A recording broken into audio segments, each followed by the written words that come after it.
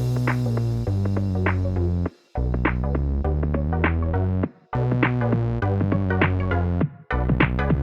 welcome everybody to another episode of Chris and Dave's Reality Cast. I am one of your hosts, Chris Phelps, and my co-host and very good friend is Mr. Dave Horrocks. Hi Chris, and hello to our listeners out there. Welcome to Chris and Dave's Reality Cast, and we are covering Temptation Island Season 3, and it is Episode 11, and it's 11 only. It's the final Bonfire, Chris. So we start off, it's the finish of Erica and Kendall's chat. What do you make to that one? Well, I think Kendall obviously wants his cake and eat it, Dave, because he was rather pretending not to be flabbergasted that Erica wanted to leave him. So I don't know. They were very clever. We said it last week. They left it that it looked like Erica was going to say she loves him, she wants him back. And I think if she'd said that, Kendall had just jumped at it. No matter what he'd have done the same thing and probably done the same pattern to her of cheating on her and everything. His story and his argument about what he did is brilliant.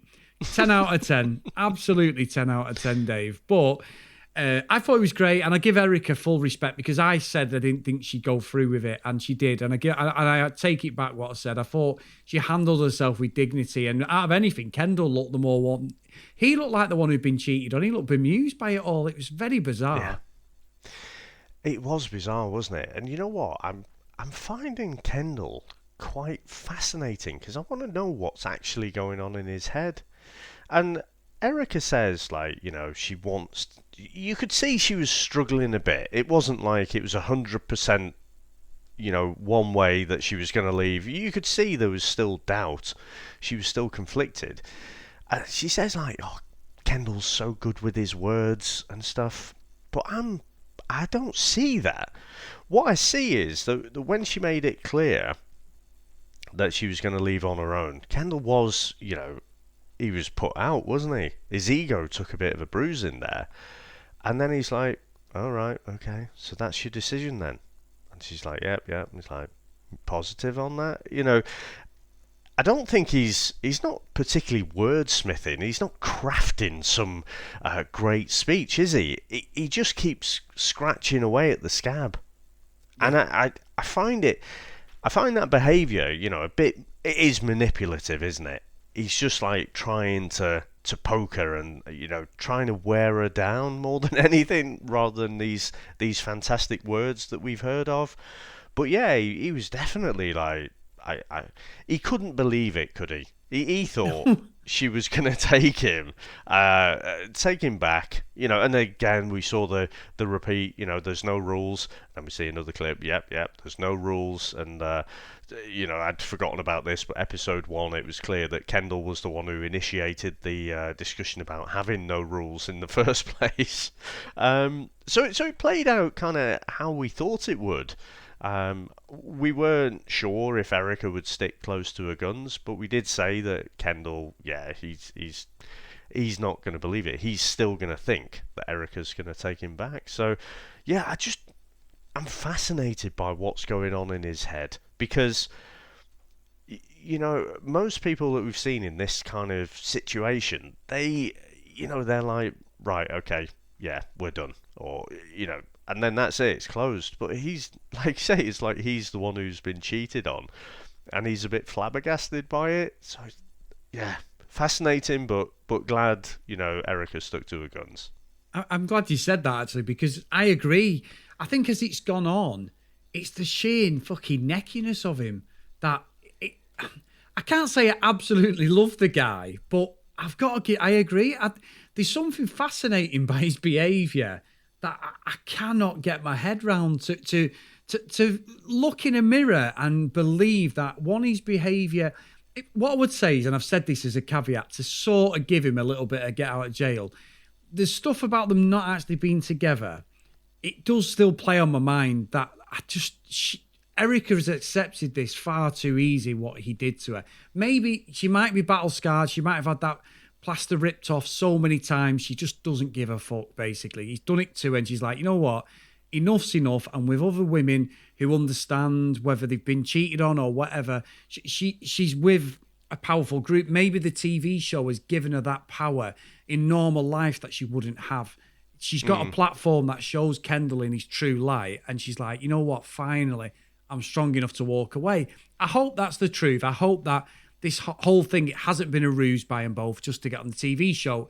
I won't put it past them, Dave, because we'll get on to Tom and Chelsea in a minute. But I do think that as a case study, he's got to be one of the most fascinating people ever. And I think that's such a good point by you, because I find him captivating now. These last few episodes, I'm like, how is your brain working to think that you are the one hard done to when you've had an affair with someone, you've had a threesome, you've actively tried to get yourself out of it by saying there was no rules and you were single. Honestly, fascinating stuff, Dave. And I agree. And to be fair to Kendall, if we'd not had him in this series, Dave, it has been fucking boring.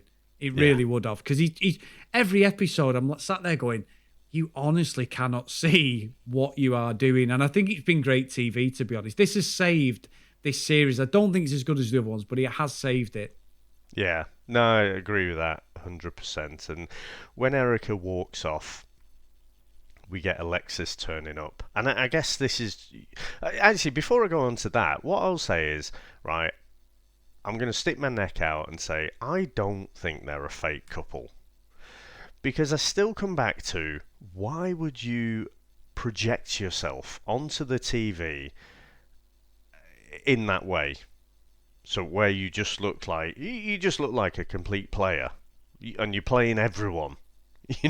If you want to come out, with some kind of minor TV celebrity status, why would you do that? Why would you make yourself look like a bit of a see you next Tuesday? It doesn't add up in my mind that why you would do that. So that's why I'm giving them a pass. I think they're a genuine couple, or at least they were. Yeah.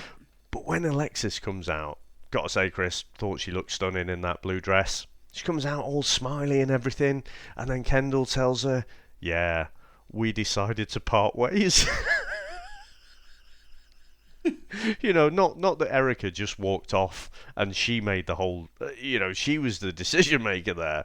He's like, yeah, we just decided we part our own ways. And Alexis looks so happy. What did you think about that, Chris? He was trying to save a scenario where he didn't have the power. It was brilliant TV, Dave, because we saw it unravel in the space of about 2 or 3 minutes. Well, on the screen, it may have been a few minutes, so obviously Kendall and Alexis don't have a bit of a dust-up. But yeah, I thought it was brilliant, and he did. Oh yeah, if she'd have said to him, Dave, I'll stick by what I just said, he would have said, no problem. Let's get back together. 100%. And I felt sorry for Alexis. She knew... The one thing I say, Alexis knew that she was cheating with him, right? But the stories that he told about being single and that, she bought into, hence why she was so against the threesome again, wasn't she? She really sort of... Was it Nicole? She went against Nicole and was really against all that. And she didn't want to be in a three-way relationship. But I do think that they're not going to last. I'm dying to get on Instagram. I've not been on Instagram yet until after we recorded. I want to see who's still together because I've got something to say about at the end as well. But yeah, she looks stunning. It was dead nice. I just think she's going to get her heart broken, Dave. Yeah, I mean, just to be clear as well, we've held off. I know that the reunion was aired as well. We're holding off watching that one. We just want to do this episode by episode. So I'm not sure when we're going to record. We'll try and record it at some point in the coming... It could be we just release next Wednesday, but we don't know any spoilers for the reunion at this point. Chris, I tell you what I thought. And it's a mixed bag of emotions, quite honestly, because I kind of feel like, well, Alexis, you know that this guy is the boyfriend of someone. So you knew exactly the sort of person you were getting involved with. So it's a bit... naive is the kindest word that I can think of, to think, oh yeah, now he's got the main prize. He's going to be completely faithful down the line, and we'll be a couple. We'll go off, get married, have kids, and what have you. It's completely naive at best, isn't it? Yeah. But I felt so bad because she genuinely looked so happy. Now we as the viewer, we've just watched Erica basically dump him, and he's not exactly begging for her back, but he's saying, "Oh, you're positive about that? You're definitely sure." You can see that, like, if Erica crumpled, if it crumbled, if she said, "Oh, you know what? Let's give it another go," it looked like, well, Kendall would just say, "Yeah, let's do it. Let's go for it." So Alexa's coming in all happy. We as the viewer were like, "Oh, for fuck's sake!" He's just settling for her because she's there, basically. You know what I'm uncomfortable with, though, Chris? I was going to call you Mark there. Spoiler alert. You know what I don't You're not like? replacing me, Dave, yeah? Unless I've got that gig on Love Island I've wanted. Fucking Mark Wahlberg. We don't have the opportunity as the viewer to interact. Mark Wahlberg is fucking sat there watching this unfold. Now, throughout the series, he's quite willing to give someone a bit of tough love. Say, don't be closed off. Go out, go and make some great TV for us, is essentially what he's saying, Mark. All under this ruse that this is all so virtuous. This experience, it helps you find yourself and, create better relationships, better couples and stuff. But, when it's the final bonfire and there's no new TV to create, he's like, yeah, this is not going to fucking last. Off you go. Don't let your arse hit the door on the way out. So... he could have said there, and I almost think he was morally obligated to say, something about the conversation between Kendall and Erica while Alexis was there. I think he let them down. I know why he did it. Like I say, he's not trying to manipulate them to create better TV for the next episode. But, yeah, that didn't sit well with me, that. It's funny, because I think Mark Wahlberg... We've gone from Mark Wahlberg and... Obviously, what's he called off The Bachelor? Chris Harrison. Chris Harrison, who was a fucking joke. And it was totally wrong what he did when he defended. And Matt, I've seen stuff with Matt, Dave. Sam tagged me and you on Facebook. Matt's back with, he's been with, what's she called? Yeah. Rachel. Rachel Kirkconnell. Oh, my God. So look, if they've sorted that out and he's happy and she's happy, nothing to do with anybody, great, good on him. But... what I would say is Chris Harrison was just an absolute bellend. He quite rightly deserved to get totally jettisoned off that show. And hopefully we won't see him for a while because he just come across as just completely defending the show because we knew when he defended Rachel, that was it. Rachel had already won. And we were about 4 episodes before the end. With going to Mark Wahlberg, he's been a good host. I don't really know much of his background. I've seen him on this before, but I've never paid a lot of attention to it because I've just been watching it as a person watching TV. Me and you obviously reviewing it, going through it and chatting about it. So it's slightly different, but he's been great other than the random, I am a relationship specialist and starts laying into people just randomly because he laid into, who did he lay into last week? Oh, he laid into Erin, didn't he, last week? Really laid into her. Yeah. I've not seen that passion or chat with anybody else. Kendall should have got a bollocking. Chelsea should have. Tom as well. He's not said anything to them the way he acted with Erin. He really went off the deep end. So I think the only thing I've got against him is all of a sudden he does his fucking Yoda speech. And it's like, who the fuck are you? Have you been married? I bet he's been married about 8 times or something, Dave. And he's giving fucking, I don't know. I don't know that. You know what I mean? One of them, I know everything about. I'll tell you what it is. And I know I'm off on one. I'm going to hold my hands up now. I've been watching something that you may want to delete me, Dave, forever. I don't know. You might not, but...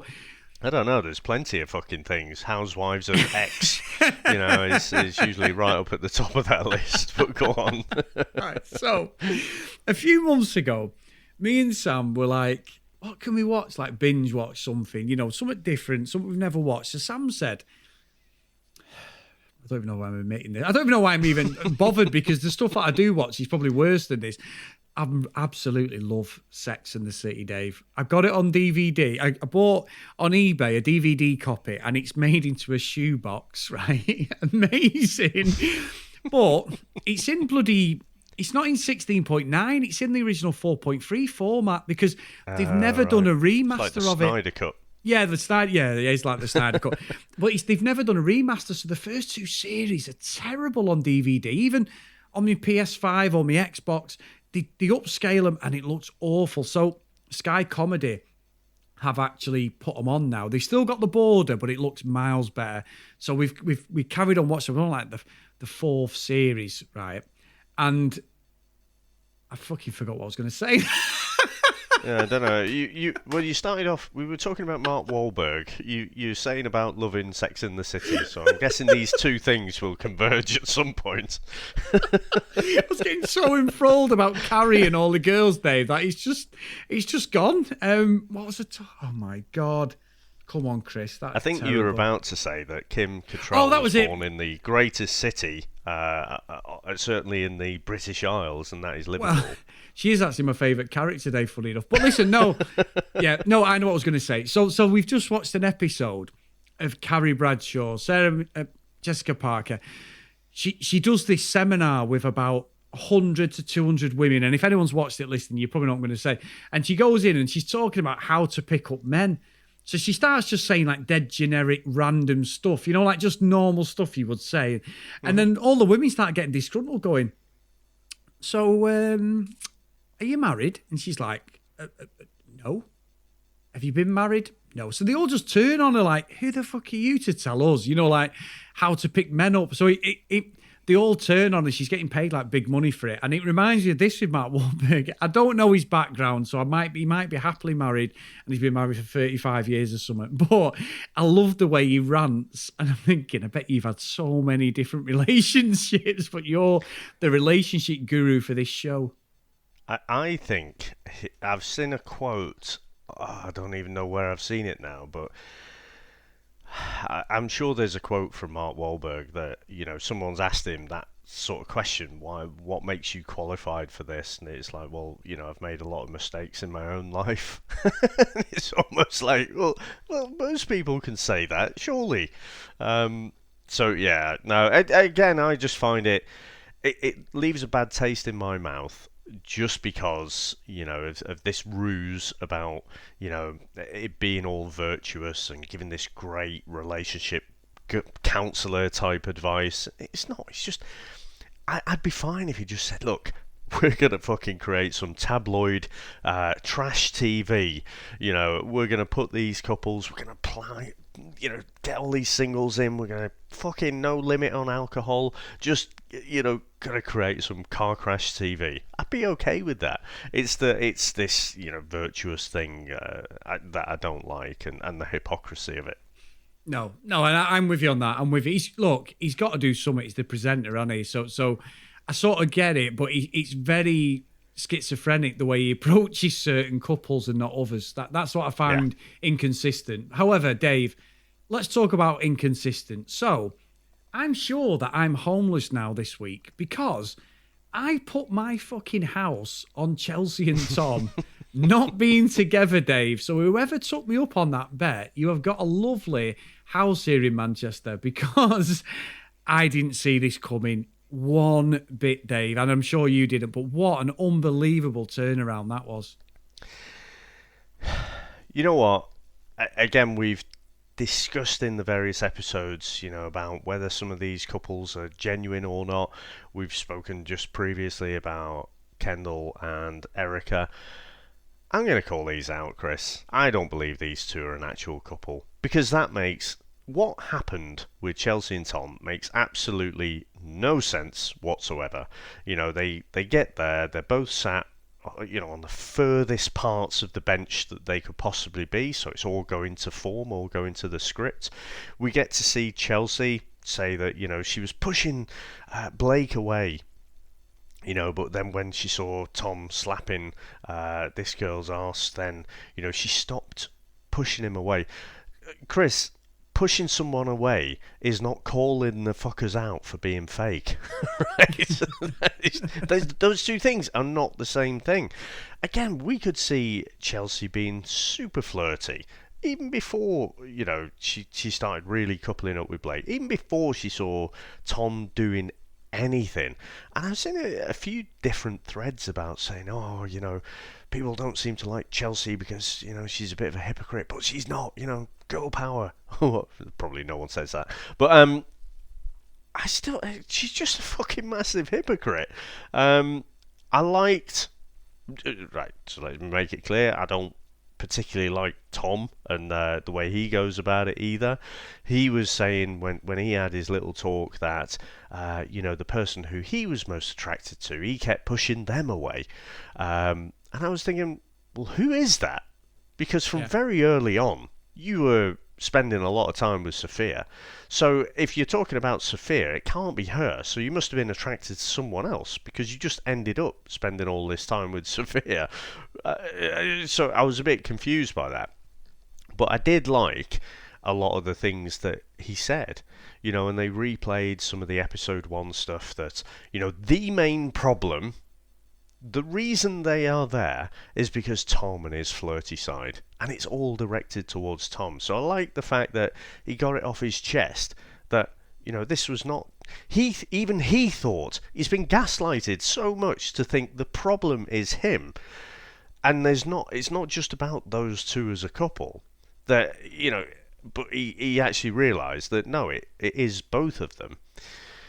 But then, Chelsea, she's making the excuses. She is the lifetime victim of everything.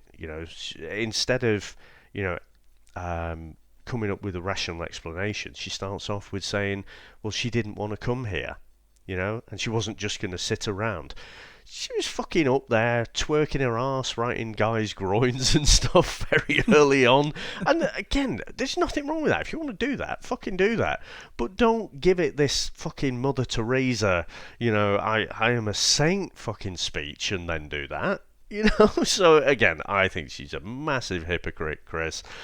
I thought there's no way these two are going to get together. But when she turns on the waterworks, Tom is, he goes in there to comfort her. And that was the first little warning sign. I'm like, aye. No, just let her deal with what's gone on. But no, he goes in to comfort her a bit. And then out of nowhere, she says, she didn't fall in love with Blake. She says she still loves Tom. So she wants to go back with him, and Tom wants to go back with her. And I'm like... I've put in our notes, which you can probably see, Chris. Fucking kill me. I don't understand it. If we are to accept these as a genuine couple, Chris, it makes absolutely zero sense. Because again, let's not forget, the story was that they were together for a year. If Kristen and Julian had have said that, after being together for so long, I could buy that. But not with these two. So I call bullshit, Chris, and I'm going to climb down from my soapbox now and ask, what did you reckon of how that all unfolded? Pretty fucking boring, this, isn't it? Because I agree. The fucking heel turn or the face turn, that happened between them two is nonsense. And you're right about going in on Chelsea. She's got, we've had a go at her a few times recently, but Tom, he's an idiot. He's like, Sophia Schmier? I don't know who she is. Don't know what you're talking about. Yeah, no problem. Let's get back together. I think what I would say is Tom's dialogue with Chelsea was bullshit, though. Well, you did that because obviously he's 3 years old and he decided, well, what's good for the goose is good for the gander. So he didn't take much persuading, did he? Literally, within an hour of him fucking finding out that from the bonfire, he went straight in on Sophia, didn't he? Very petty. That relationship, I don't believe is true. But if it is true, and I'm pretty much 80% that it's not, but if it is true, then this will just carry on forever. They're both not going to change. Tom's not going to change being flirty. And if he wants to wind her up, he knows exactly what to do to push her buttons because she is front and centre. She's very honest about the way she feels. And I thought some of her dialogue was okay, but the way it almost felt like a soap opera at the end of it. And that's why I don't buy it either. I think they're fake as fuck. I can't wait to see Instagram because I reckon there'll be a picture of them both now. They're going to sell loads of fucking shitty stories in OK magazines and all the other fucking nonsense magazines. And then it'll be, oh, we're just going to remain great friends in about 3 or 4 months when all the money's fucking dried up. That's exactly what's going to happen. Or Tom's fucking spray main, he's going to fucking run out of fucking spray on his head. But that's all I'm going to say on them two idiots. But anyway, let's move on, Dave, to Kristen and Julian. Now, I'm going to be controversial here. I watched it. I was genuinely, I went along with it. I bought into it. There's such a connection with him.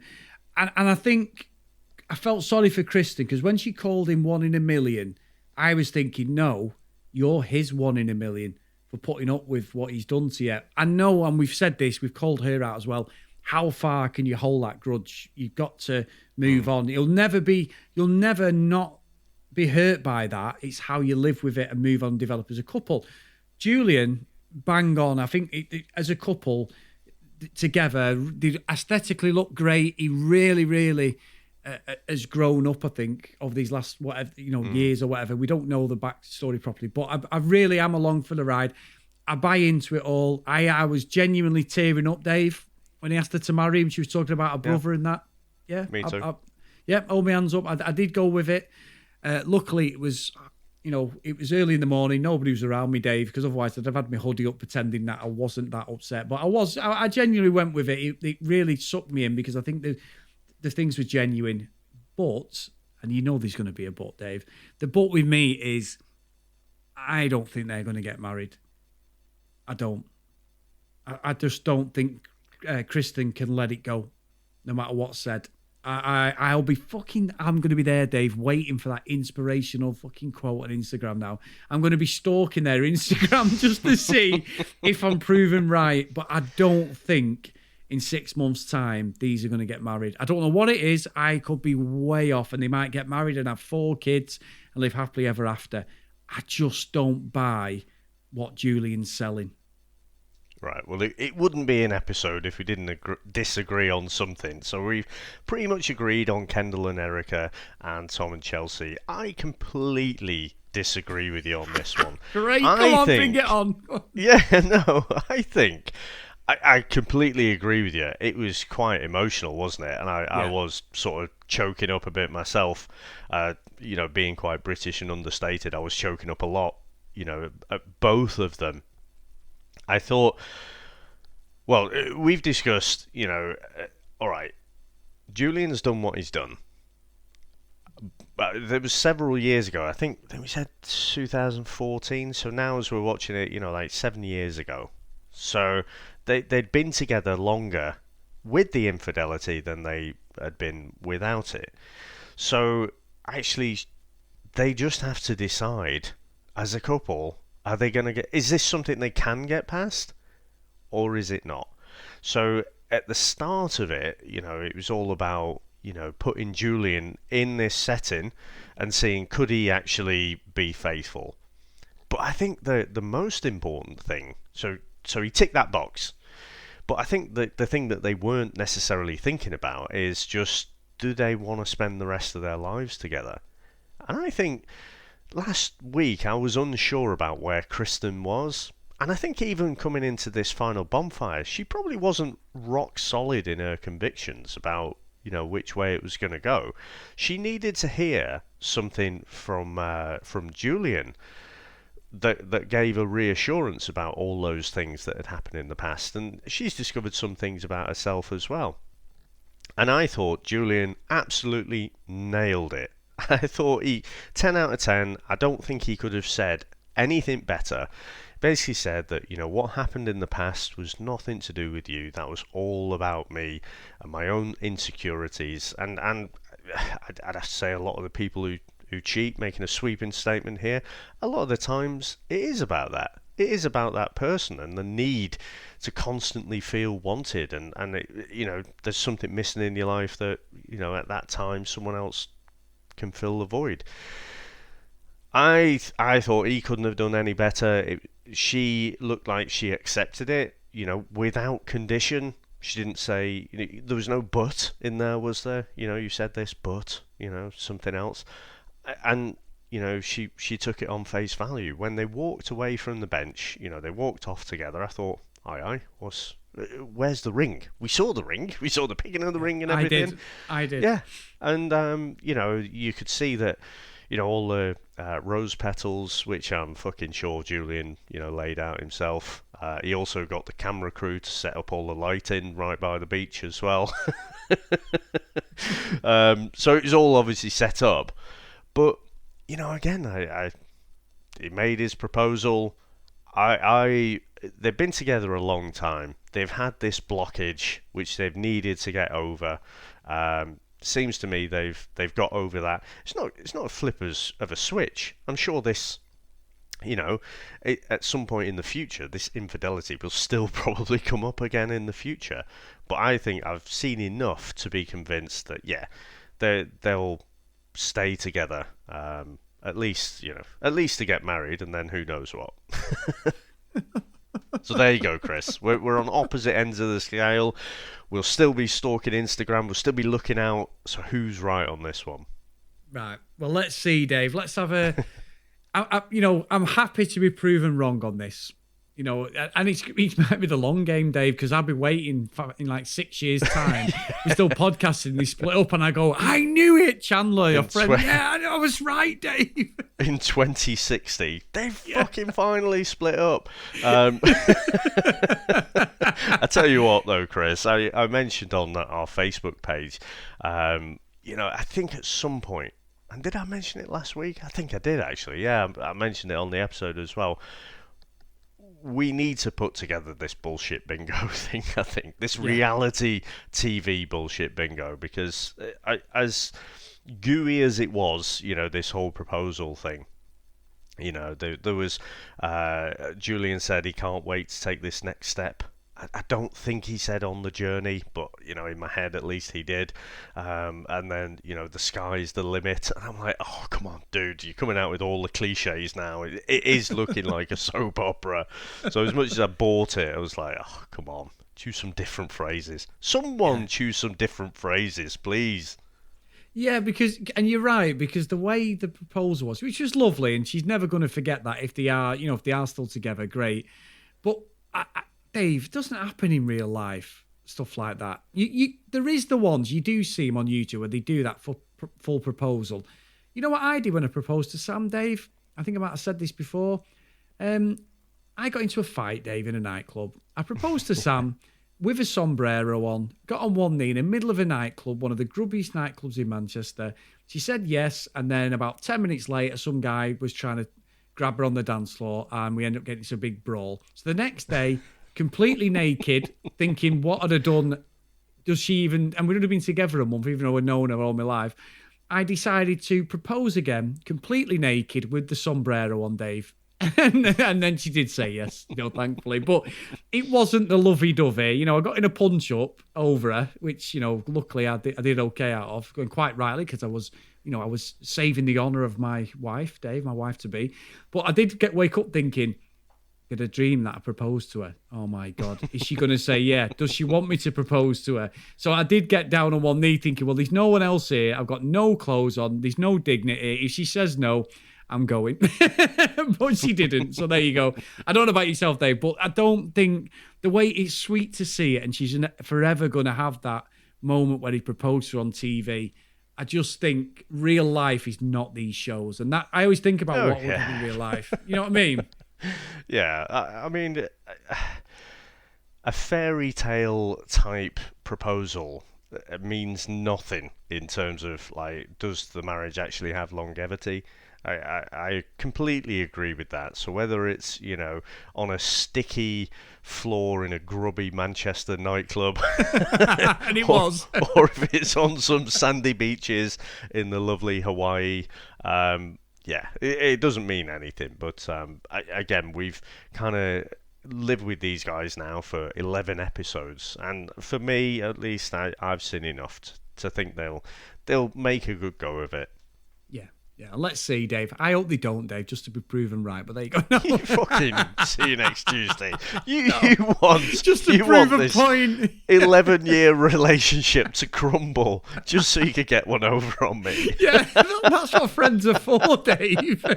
If I can't win an argument. If Julian listens to this, he'll be fucking after you.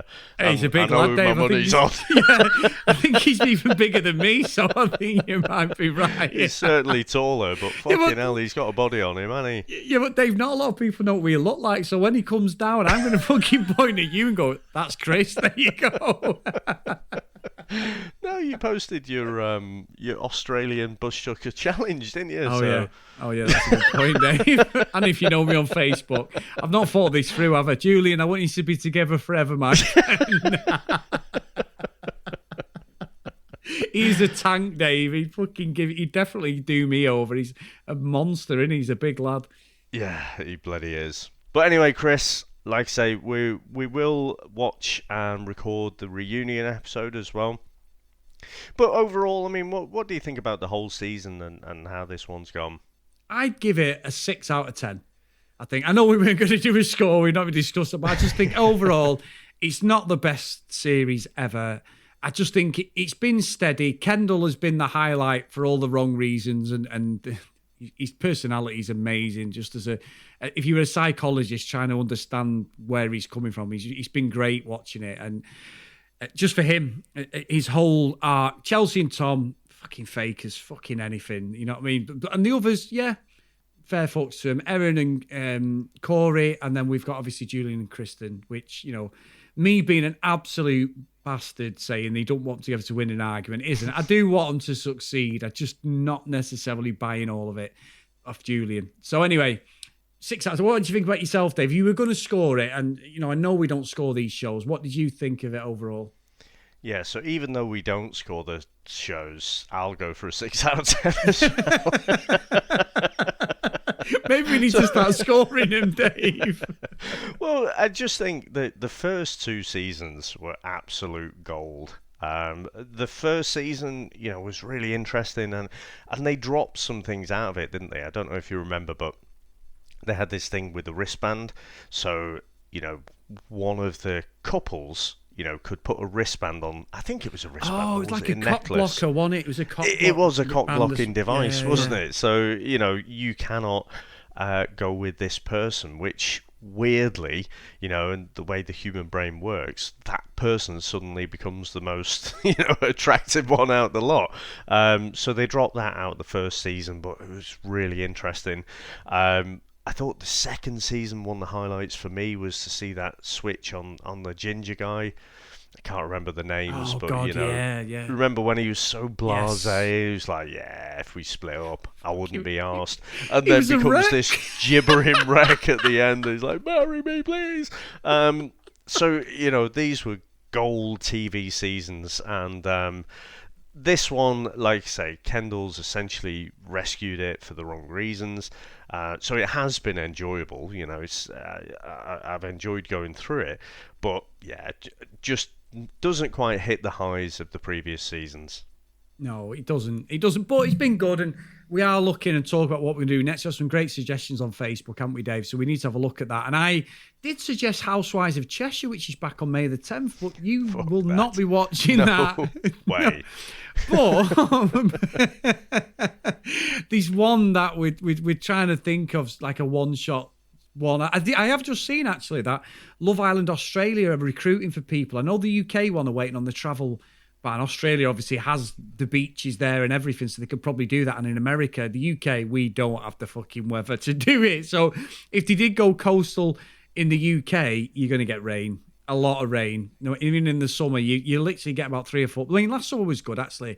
All from about April, once we were in lockdown for some random reason. It's like the weather went with everyone when we were in lockdown. Everyone was just getting pissed in the gardens. But this year has not been as nice. It's cold today and raining in Manchester. Just started to rain. So I think they're looking at trying to get them outside of the UK. So I think once June hits, May, June, when the travel bans hopefully are lifted, then we may get the late, I think it's looking at July, August to start it, just so they know where they're going. So we've got Love Island coming, But that's going to be a hell of a commitment because if they all cross over, Dave, we might as well just give up our jobs now if that's the case. Yeah. No, I mean, in terms of timing, I think yesterday you were going to look at some, but imagine you played FIFA instead. Grand Theft Auto and Call of Duty. But yes. I am leaving it in your hands to look at the dates to make some suggestions. I think the Circle is one that's kind of up there, isn't it? That it's on Netflix, it drops on Netflix, so we can't really watch it, episode week by week. But maybe that's something we could do. But I'm leaving it in your hands. Yeah, I mean, the thing is with the Circle, as you know, I've watched the first series, the American one. The UK one's just finished, series 3 or 4. And then the second series is actually on Netflix now. In the UK, anyway, I don't know whether it's changed in the US, but it has been sort of timed episodes. So we got 4 or 5 episodes. Then we've had 3 episodes each week. And I think it finishes on it might be about May the 10th, Dave, around about the same time. Cheshire, something like that. But yeah, I've watched it. I've watched both of them. So, and the first series is only 12 episodes, whereas in the UK, the Circle's on for about 24 episodes. It's on for like 4 weeks, 6 days a week. So luckily the Netflix version, the US version, is a stripped down one, but still filmed in Manchester in the same flats, which is so random that you would bring people over from the US. And then there's the outside screenshots are of like a town, a city in America, like Seattle or something. I don't know where it is, but it's not. When they show the orange brick flats, they're Salford, Manchester, one of the shittiest areas you can get. But the outside ones are an American city, which is so weird. Yeah. Well, let's see. So when we do our reunion episode, most likely for next week, we'll have made a decision on what's coming next. Yeah, because Dave will call me a see you next Tuesday when he knows what I'm throwing his way. But we will be doing it, people. So, Dave, big thanks again, mate, for going through this. I know I just drag you in more and more. And we had to do this as a rite of passage. We were asked so many times to do this, and we both love this one. We said it when we did the Bachelor and Bachelorette. If you want to contact us, guys, at CD Reality Cast, we've had loads of suggestions. If you've got any more, give us a message on social media. If you want to email us about what you think we should do next, cdrealitycast@gmail.com. And big thanks again to our Patreons. If you do want to support us, patreon.com/CD Realitycast. And we've got Lauren, who's bought us another coffee. Thank you, Lauren. And we've got Kent Gustafsson and the wonderful Lucky Lulu Green. So thank you guys for supporting us and everyone else supporting us. Get over to Facebook as well and look for Chris and Dave's Reality TV Cast. And that's all been run by our great friend Charlene. And we do thank you, Charlene. Really, really appreciate all the work you do over there. Awesome, mate. Well, we're not quite over yet. So, like I say, we'll have the reunion episode coming up. And Chris, honestly, I can't actually wait. So tonight I'll be watching that one because I want to know where this ends. And I don't even know. Surely they've seen the episodes. So the things that I was talking about, about people seeing things slightly differently and not seeing what we're seeing. So hopefully they have seen all the series now and can react to that. So can't bloody wait. Good stuff, mate. So me too. Me neither either. So let's do it. And we'll see you all next time, guys. Bye now.